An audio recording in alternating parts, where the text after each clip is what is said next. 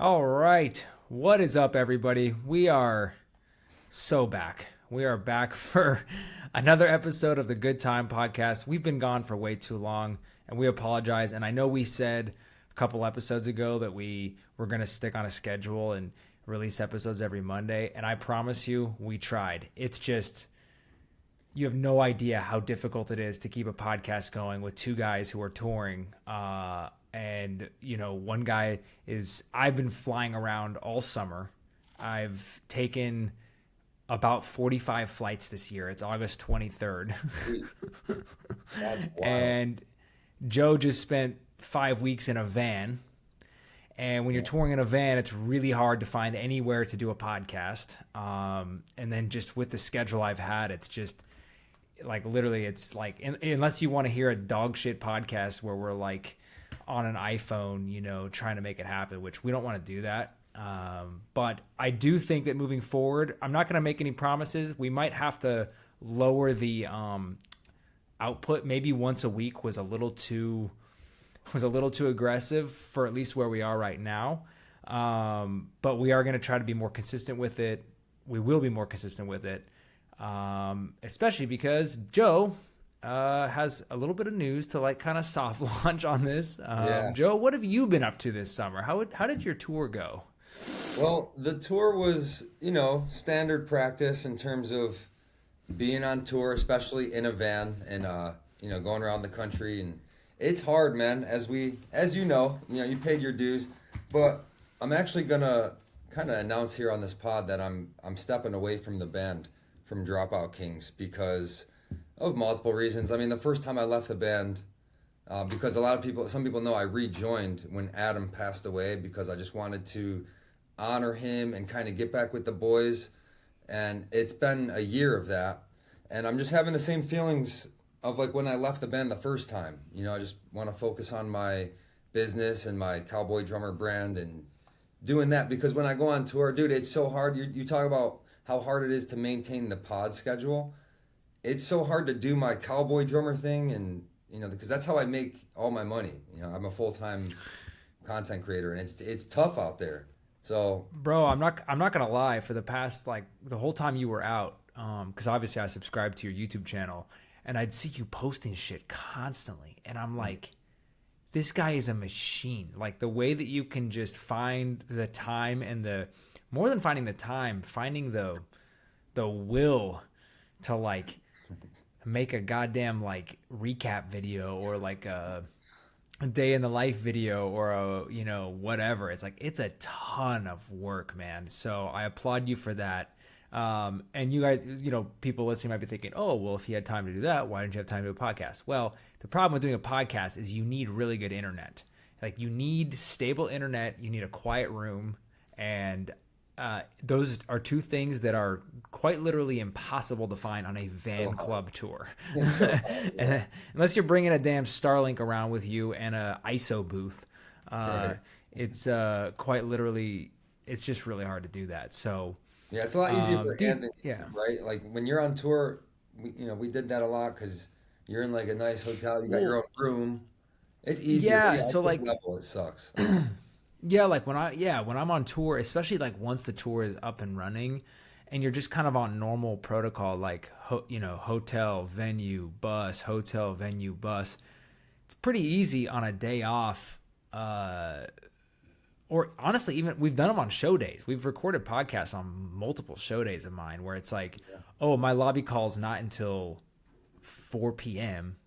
and I wake up at I'm a morning person. I'll wake up at 7, 8 in the morning, and it's like, we can just do one that day when I'm in my hotel. But even then, I've been in some hotels. I've been in some nice hotels with shitty Wi-Fi, and it's like, it makes the podcast, like doing it remotely, it makes it really tough. So Yeah. anyway, all this to be said, we're going to catch you guys up on some stuff we've been up to. We're going to talk about some fun stuff today. We will be back with like more guests, all that stuff. But before we move on from the Dropout King stuff, just speak on like how difficult it is to do 5 weeks, or were you out 4 or 5 weeks? How difficult it is to do that in a van. It is really hard, guys. And if you're, when you're 22 years old, it's a lot easier. Way it's different. it's exciting, it's fun, it's nothing really matters. You're all broke and it doesn't really matter. But when you are our age, mid 30s, you know, getting in a van and driving around the country and sleeping in gas stations and on your friends' floors and stuff, all for the love of the game and for a tiny bit of money is incredibly difficult. And I applaud anybody who's doing it. So why don't you speak on some of the worst parts about that people need to kind of know? Yeah, I mean, like you said, all that stuff is very true. Thankfully, in our situation, you know, we're not sleeping in the van. We get a hotel every day. But still, I mean, we did that for the first like 3 years I was in the band. We slept But in are the, you sharing? You're sharing beds though in the hotel, right? yeah, yeah, but sometimes we'll get 2 rooms, you know. Oh, So okay, okay. we try to be as comfortable as we can while still making as much money as we can because there was a time when we were really broke too. And again, thankfully, we're not, I mean, we make money. We're not a killing, but I come home with money and I don't spend any money. So that's cool. But There you still, I go. mean, I spent years not having that. And I mean, you spent a lot longer, but it's brutal. Dude, even if you're sitting in a van and you have a 5 hour drive, you think, oh, I got 5 hours. There's plenty of time to get my stuff down. It's still mental, like energy that is not Mental there, energy. especially halfway through You're a tour, you know? Well, you're trying to like hotspot your computer. You're sitting in a van. It's like the service is going in and out because you're driving through wheat fields in Yeah, yeah, yeah. Eastern Washington or whatever. It's like, but dude, even doing a van in hotels is still really brutal because for a lot of reasons. Because you're driving yourself, or even if you have a driver or whatever, you're swapping around all that stuff. But then those days where you're like, dude, I always think about that. One of the worst drives in America that you can do. Well, it's a beautiful drive, but one of the gnarliest drives you can do as a touring band is from Salt Lake City to Seattle. That's one of those ones that there's not a whole lot in between. There are some things in between, but I have played multiple tours where the dates were Salt Lake City, day off, show in Seattle. Well, if you're in a van and hotel, that's a 12, 13-hour drive. So you play that show in Salt Lake City, yeah, you go to a hotel, but you get to the hotel at 1 in the morning. And then it's like, hey guys, let's try to leave tomorrow at 9 a.m. And of course, you never leave at 9, you leave at 10. And then it's 12, 13 hours. You're not getting into Seattle until midnight. And then you got to get up and, go find the venue, play the show, whatever. Yeah, That bro. kind of stuff. 12 hours in a van, bro, in the summer. Bro, back to I've done your it. actual first question when you said like what's some of the worst things about it. We had multiple, probably like 5 times we had 10 or more hour drives with no day off. So we have to play the show. We leave at, midnight and then we try to get 4 or 5 hours. So we get to somewhere at like 4 a.m. and then we got to do the other 6 hours the next day. If load-in's at 2, you got to leave at like 8. So you get there at 4, you got 4 hours to sleep and then you got to drive another 6. And I'm supposed to like edit a vlog so that I can make a little bit of money even though all my views dip. Like that's another reason why I had to leave, bro, just because it's so hard to do it. Like Yeah, I got to it's focus tough, on man. that. So doing 10-hour drives with no day off is absolutely not it. I think you could do it if you were in a bigger band. I think you could keep the content up for the most part. Like I remember touring with I Prevail a couple summers ago. They were headlining, so they had a little. Yeah, Gabe. They were headlining, so they had a little more. We should bring Gabe on the pod. Yeah, should we got to talk definitely to him. Definitely bring Gabe on the pod. We were headlining, I Prevail was headlining, so they had like all the say in the dressing rooms and everything, and he had like a straight up YouTube like content room. It was like Oh, sick. Gabe's dressing room because he's on the grind like constantly. I mean, you have to be if you're doing content creation, and yeah, it's a lot. So He's a savage. He does it at a high level too. Like he pumps out high quality videos. he does. So, Yeah, man. Okay, so you've been doing that. You quit the band. Yeah. Well, Joe's gonna land on his feet. I champion you all the time. I think you're gonna be just fine, dude. I have been Yeah, what do also you playing got shows coming up? all What have summer. you been doing for the last 5 weeks while I was on tour? Well, I'm not gonna complain about anything because, we just covered van touring. It's the worst thing in the world. Far I past that shit. I just it's not it's not even that I'm like I don't think I'm like above it. I don't have the willpower anymore. Like I used to have endless willpower of like I can just do anything. Who cares? And now I'm just like unless you're paying me an absurd amount of money, it's I can't even like think about it. Nah, you Because pay. it's so dude, like I said, it's just so brutal on your like it makes you want to quit. That's what it makes you do. Like it makes you want to like it's brutal. It puts you at odds. It takes years off your life probably. I mean, but Yeah. it's a necessary evil. I think everybody who wants to tour in a band needs to go through it. I did my years of van tour. I did like 6 years of van touring. So before Playing you say bars, before you clubs. say I'm acting like a baby, trust me, I've already seen it all. And yeah, man. So this summer we have been doing what the industry calls like fly dates, which is flying to a show, playing it, and flying home. All summer we've been doing that. We flew. We've just been going left, right, up, and down. We've gone to small towns in the middle of nowhere. Yeah, so we've just been flying all around. We've literally played. I don't want to bring up the dates because it's too punishing, but I mean, like Fargo, North Dakota, Montreal, Quebec, Bozeman, Montana. Like we've Oh, just been random. like doing this. We're just going to like very, very random places. Spin a globe and just put your finger somewhere. That's where Daughtry Yep, went. Yeah. yep. We went to like a week and a half ago. We went to Michigan and played two shows. We played in Michigan and then like outside of Green Bay, and then went home for a week and then flew back to Green Bay to drive like 2 hours outside of Green Bay to play a show in the Upper Peninsula, like almost in Canada, like northern Michigan, and then fly back home. Uh, Whoa. that's why I've accrued so many flights this year. It's just like we're just kind of doing Going that. all over. What's your favorite show you played so far this year? Does one stand out? I think Montreal, Quebec, Really? honestly. Like Montreal is an interesting place because it's French Canada. Have you ever been there? I was just there a couple months ago for three Oh, days. okay. Okay, there you go. I So like love it. everybody, it's great. Everybody, it's beautiful. Whatever, the food's great, but the everybody is French Canadian. Like everybody speaks French. The menus are in French, whatever, and they do not like Americans. Which we don't have to get into politics, but it is funny that they just kind of hate us. But that being said, we played to like 70,000 people or some shit. So it was just a giant show. We direct supported Jelly Roll.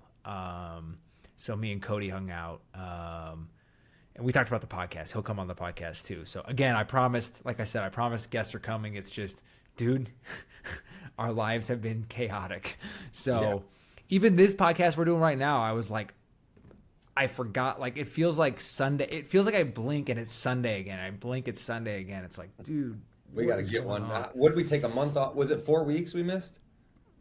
Probably. I feel It was terrible three or about four. it, It but wasn't like crazy yeah. long, but yeah, a little break. So anyway, we're doing fly days all summer. We have an acoustic tour coming up. It's like called an unplugged tour. Daughtry's done it before.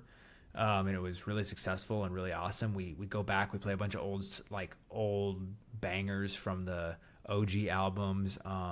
We play stripped down versions of some of the newer kind of heavier songs. Like What kind of venue? Is it like more intimate venues or what? yeah, it's a lot of like theaters, House of Blues venues, the small theaters, stuff like that. It's gonna be sick. Like I'm really really excited for it. And we actually have a question that a listener asked that we're gonna we get let's answer it right now. Let's just do it right Yeah, now and then we'll get out of it. Yeah. let's do that because I'm real curious about this as well. As a drummer, how much input do you have on speccing a drum rig for someone like Daughtry? Is it a collaborative process with artists and management, or do they entrust you to choose what's best for the set list slash production? It's a great question. That is a killer question because I've seen many, many scenarios with this one. It's a great question. It all depends on the gig, to be honest. So, but I'm going to give you just an overview here. Generally speaking, the drummer gets to choose whatever they want. That's like the general. If you're a hired gun playing on a high level, you know, some manager's not going to hire you and then tell you what drum kit to play. Now, they might say, hey, we want a pink one because our production is pink and we just want a pink kit. Okay, that's fine. Like I've seen that a lot where they just want a specific color because it matches the production. My homie who plays for Tate McRae, for example, like his kit's orange. A lot of the production on her last like world tour was like orange. So there's that. Like they wanted that white one, right? That was probably I don't know for sure, but I would imagine that was an ask from the band. I like, think I read hey, that. can we make the kit white? And can we put 4 kick drums? You know, just to make it look crazy. Put Yeah, I 2 wonder if dummy that kicks. was like a collaborative. Actually, technically 3 dummy kicks because he plays a double pedal. Yeah, he has. He does, so he has 3 dummy kicks. You know, when I joined Daughtry, one of the first things Chris ever said to me was like, hey, do you want to play a kit with 2 kick drums? Like, I think it looks sick. And I was like, yeah, sure. And I tried it out for a while. And then I just ultimately kind of went to him and was like, hey, I just don't really feel comfortable on this. I never really felt comfortable on it. Like, I thought it'd be fun to try out, but it's just not, it doesn't feel right to me. Because I had a dummy kick and the way the dummy kick was positioned kind of made it awkward for my hi-hat stand, and my stage left crash was a little bit in the wrong place. And Hated anyway, yeah, so I got rid of the dummy kick, but he was cool, right? Like you had full control. Yeah. Super full control of that. If I said I'm doing 1 rack, 2 floors, if I said, hey, I want to do 2 rack toms and 2 floors, 2 rack toms, 1 floor. I mean, I could choose. It's up to me. It's just the question is, can I play all the songs on that rig, right? Like there's certain drum kits. Like if I played a kit with like 10, 12, 14 toms, that kit ain't gonna work for what I'm doing. I need some big drums to hit for some big. Like I have that gong drum, the pancake gong. It's a 20-inch, just like 3 or 4 inches deep. It's just a pancake gong for a big boom on the left side of my kit. Down, basically. Yeah, it's just like it sounds like an 808. It's mixed to sound like an 808. It's like an acoustic 808. That's sick.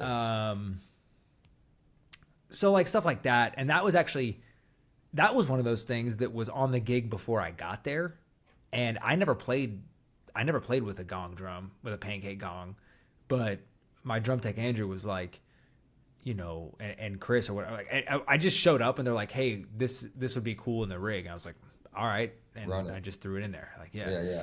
So, but yeah, generally speaking, you get to choose. Now, I will say, you know who actually has, I think, more say over the drums historically that I've seen, more say than like the artist or the manager, is like front of house. Because if you are bad at tuning drums or you just have like shitty taste, a front of house engineer will kind of be like, yo, let's try a different snare. This snare sounds bad. It's always a snare. It's never anything else. They can usually make toms and kicks sound good, but if you're using like a dog shit snare drum and you just don't know how to tune it or play it, they might be like, yo, I know how to mix a Black Beauty. I've done Black Beauties a billion times. Why don't you just play a Black Beauty? So playing a PDP piccolo, bro. Exactly. And I think I also think like just as an experienced hired gun, you know, if you've made it this far, you should be able to look at a gig and just know what drums you need. Like I'm not gonna look at the Daughtry gig and show up with a 13-inch piccolo snare. Obviously. Right. You know what I mean? Well, let me ask you about this tour coming up because it's an acoustic thing. This question directly ties into that because you had to do this. You had to be like, okay, doing an acoustic rig, what am I going to use? How did you come up with that? And what was the process behind that? And yeah, tell us what you're using, because if it's acoustic, are you using like the hot rod sticks or what's the deal? It's a great question. I think there's going to be some stuff that I have to figure out at rehearsals. I'm not going to lie. but I'm preparing as much as possible. So like, my understanding is I'm going to play a full kit with real sticks.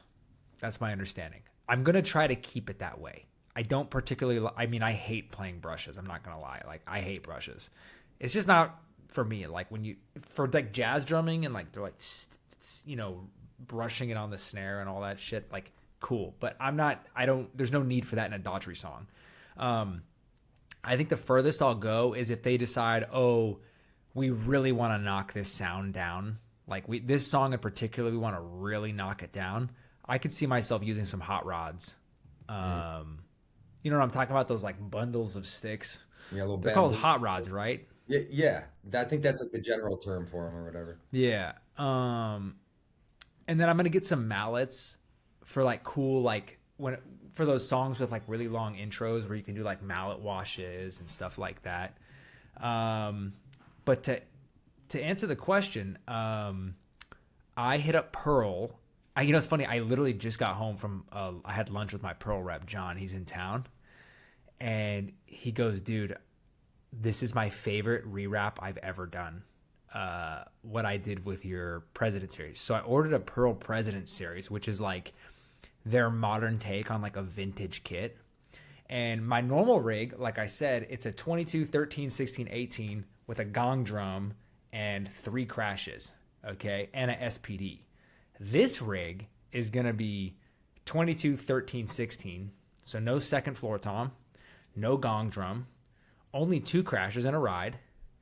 I'll probably still use A Customs, might use some darker cymbals like the K Dark Thins or something, but whatever I have, it doesn't really matter that much, to be honest. Like, I'll just use whatever we have. Like, we're constantly getting cymbals replaced, so Paper Thins, it's always going to be A Customs, Paper Thins, and K Dark Thins, really. Those are my 3 favorite cymbals ever. You probably have a bunch of those already in one of your rigs too, right?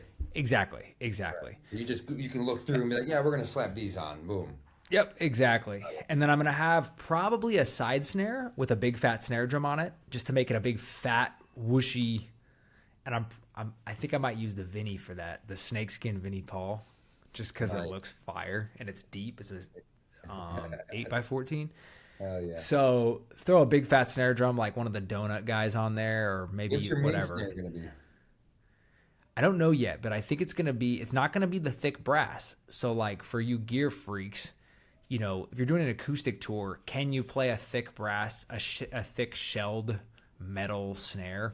And you want to tone it You down. can, but Yeah. they're fucking loud. They're too Yeah. loud.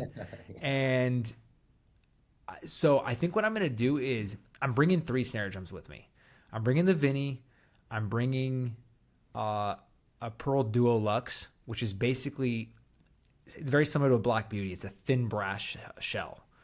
And then the Sensitone Steel, but a 5-inch. So a You're still shallow. bringing metal snares. Yeah, but it's a thin metal. It's a thin metal. They're 2 thin metal shells and a wood shell. Sure. So the Sensitone Steel is an incredible snare drum for $300. Unbelievable snare drum. I mean, they sound great. And I think for the acoustic run, like usually at home, I would crank it and play it wide open. But on the acoustic tour, I think I'll tune it to like a mid-high tuning and put some dampening on it just to keep it real dry. Yeah. E77 head or something? What's the head you use? No, I'll still use another good question. I'll still probably just use an Ambassador X or an X14, just a that's single the one. ply. I'm all about these single ply heads now, dude. Just a Like that's thick- all I use. It's a little bit thicker than like their Ambassador, right? Yep. So like 14, Ambassador 10 or whatever. Ambassador is 10 mil, Ambassador X is 12 mil, Okay. and then the X14 is 14 mil. 14. So got it. I mean, on an acoustic run, I mean, shit, I might even use a straight up Ambassador, dog. It's not like I'm going to be bashing the drums. Like, I'm not going to change heads at all, probably the whole tour. Like, Yeah. Sure. there's the kit comes with the controlled sound clears on it, which are really the power dots. They're really cool, but I'll probably just put coated Emperors on the kit, and maybe a coated Power Stroke 3 on the kick with like a felt beater.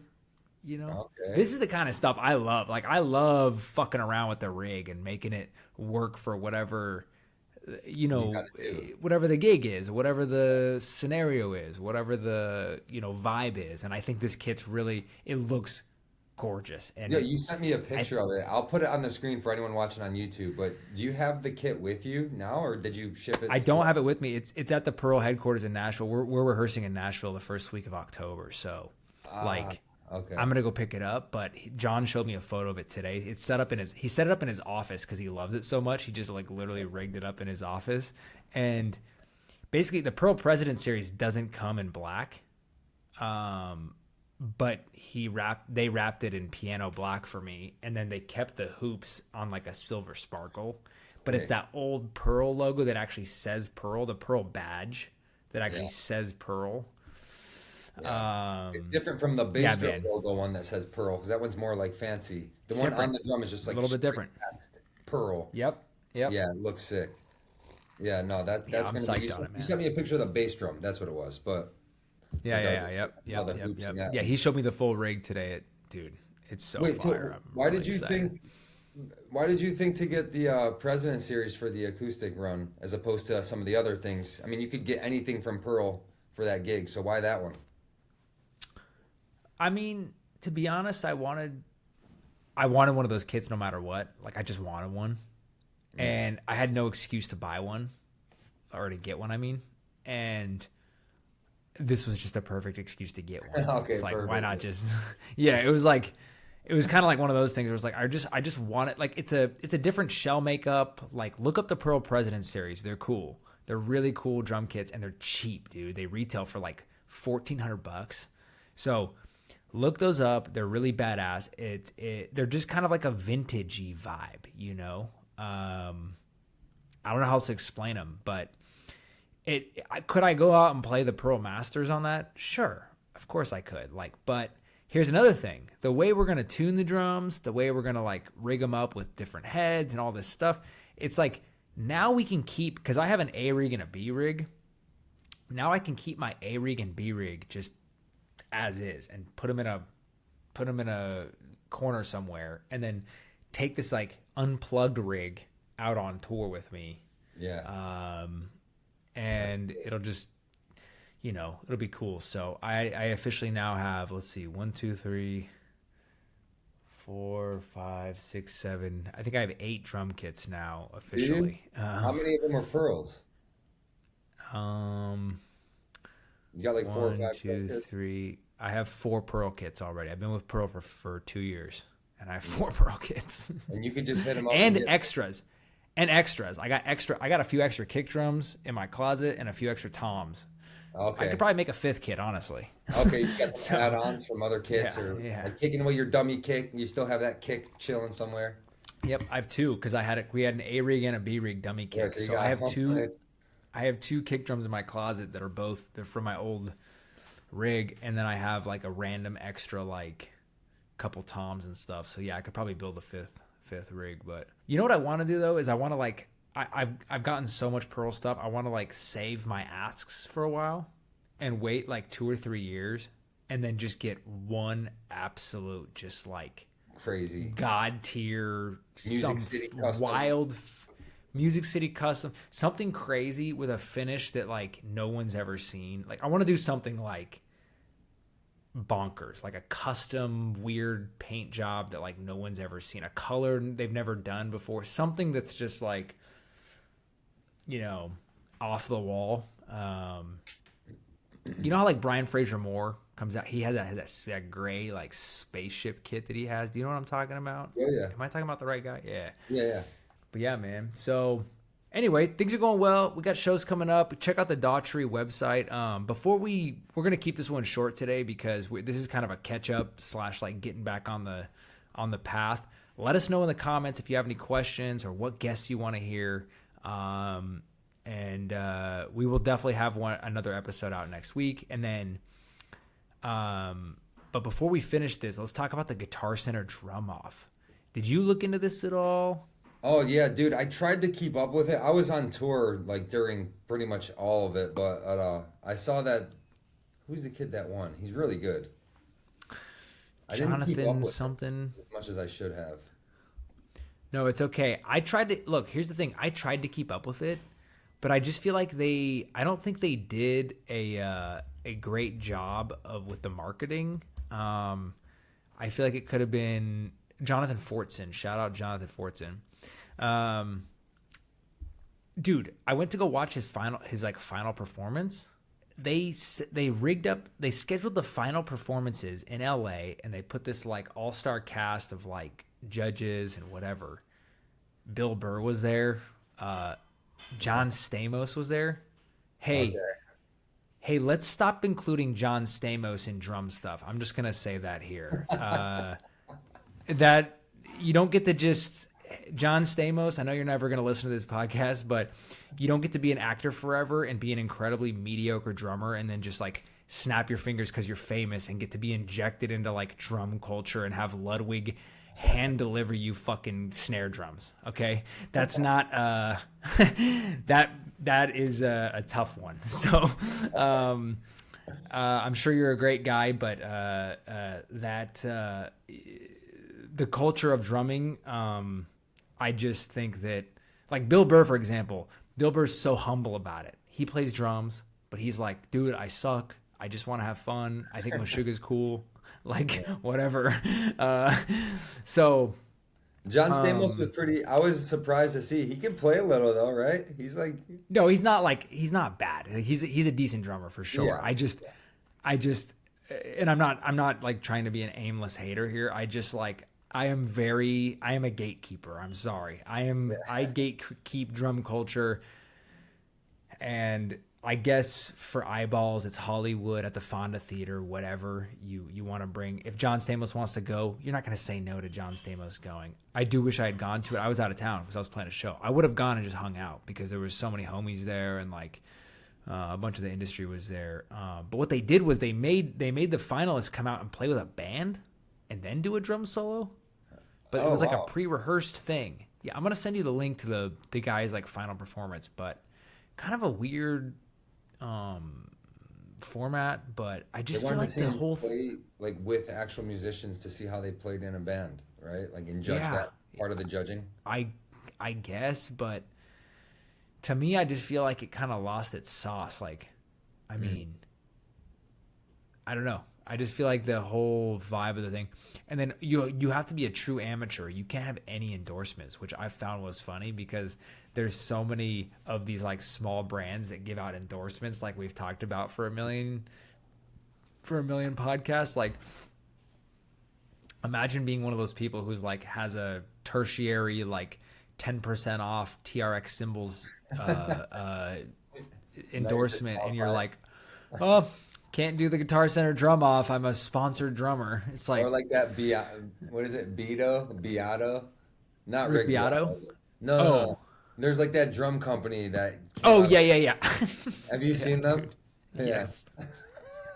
And they're like Rick Beato's from Rochester, huh? Yeah, Rick Beato isn't that funny? Yeah, I think he's from Rochester, right? Yeah. Yeah, he's from Rochester. Yeah, Rochester has a lot of like people. We don't have like bands or like big things. We have like individuals, but yeah, no, that one company came out of nowhere, and they're signing drummers for like 2 years. They're making small TikTok drummers sign on for 2 years, so that when they blow up, they got really. It's like a whatever. Dude, it's a mess. What is even going on in the world, man? Yeah, I'm just trying to play drums and have fun and like be a normal guy. I don't want to be famous. I don't want to do any like. I don't want to do anything but just play drums and hang out. Will Chamberlain, dude. I think that's the dude's name from Coldplay. Will Chamberlain. Oh yeah. Oh my God, bro, dude. Like him. Someone mentioned him. Like, dude, that guy. He's rich as hell. He's like not famous, but he's in a. He can go to the grocery store. Yes, and he's just a dude playing drums, crushing. Like Does he even have like an Instagram? He don't mess around. He don't care about none of that. He probably has a family. He probably just chills, like doesn't care. That is the sickest shit of all time. I mean, I always think about like, oh my God, I always think about. I mean, there's definitely guys like that in bands I think about, but I always think about athletes too. Kawhi Leonard is always one that comes to mind, and Nikola Jokic. Yeah, two guys who are so rich. They don't have social media. They don't do podcasts. They don't do anything. They literally just are so rich and they're like, yeah, I play basketball for money, and Yeah. then I go home and like hang out with my kids and my wife. It's Yeah. awesome. It's This like the cannot help dream. you. Remember when the reporter asked him, he's like, now that you're a new father, how does that change your mindset? Basketball? He's like, this cannot help you. Yeah, yeah, This is yeah. so real, bro.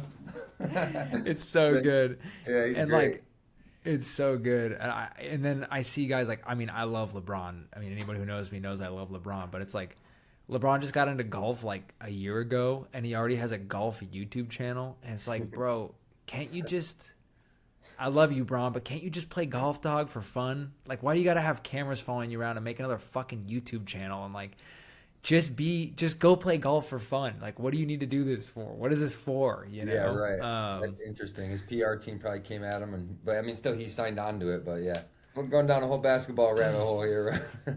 All I'm right, we stoked love for you it. guys. Yeah, we love you guys. Thanks for listening. Ask us questions. Tell us who you want to bring on the pod. We'll have more episodes soon. We are back. The Good Time Podcast. Share it with your friends. And honestly, thank you for listening. There's been people who've DM'd me and told me how much they love the podcast and how valuable it's been to them. People who are touring drummers, by the way, not just like, people at home. So this podcast is for everybody. So thank you for listening. And, we'll talk to you guys soon. All right. Thanks, guys. All right. Bye-bye. Peace.